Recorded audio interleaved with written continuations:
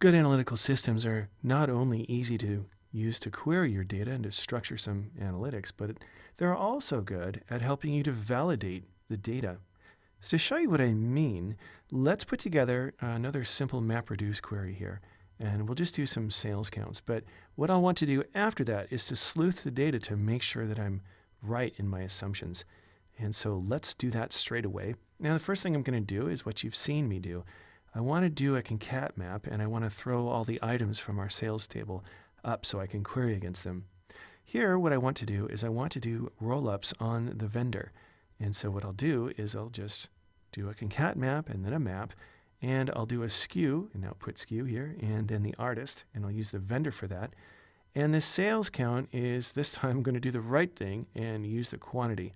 So running this, good. So you can see that our sales count is 1 or 2 or 3, and we have a good SKU and we have an artist. That's as I want to see. Next up, we'll group by that artist. And so if I run this, it's going to put together a grouped stream. Whoops. I get that error again. That's a good error. If I just run grouping and I don't specify some kind of reduction, I could blow up my browser. Let's not do that.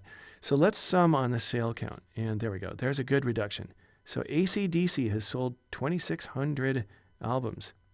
Great. So you can see we have 5,091, 2,691. This again is all fake data. This is stuff that I was generating using Faker.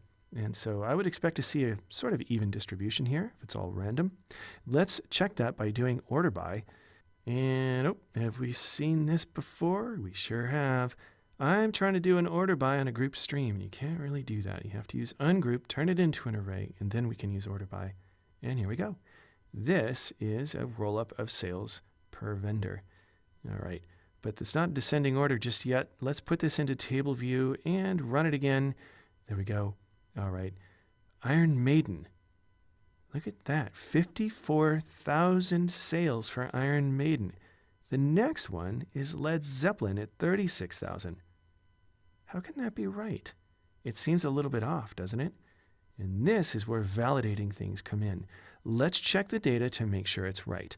If I put a filter in there on the vendor being Iron Maiden, yeah, that's the number we expect to see. Let's take the grouping off and scan down. Yeah, sales counts, they're all there. There's a lot of sales for our Iron Maiden albums. Still doesn't make sense though. Why is there so many more sales for Iron Maiden?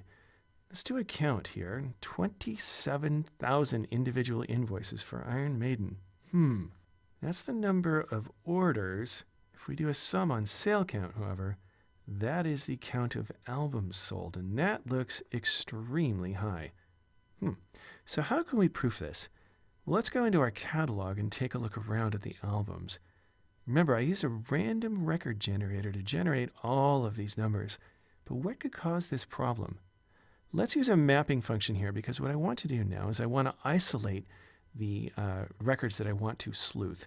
And I can just quickly throw map down here, and I can take a look at the artist, and I'll return the album, vendor, and then name. And then what I want to see is the title of each album next to it. I just want to see how many albums go along with each artist. And for now, I'm going to throw a filter down, and I'm going to specify that the artist is Iron Maiden. Maybe there's something in the individual albums. And whoa, look at that. I don't know who created the Chinook database, but they're certainly Iron Maiden fans. There's a lot of Iron Maiden albums in there.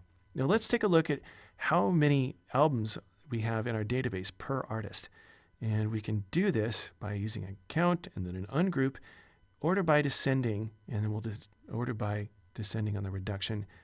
Look at that. Iron Maiden has almost twice as many as the next artist there, Led Zeppelin.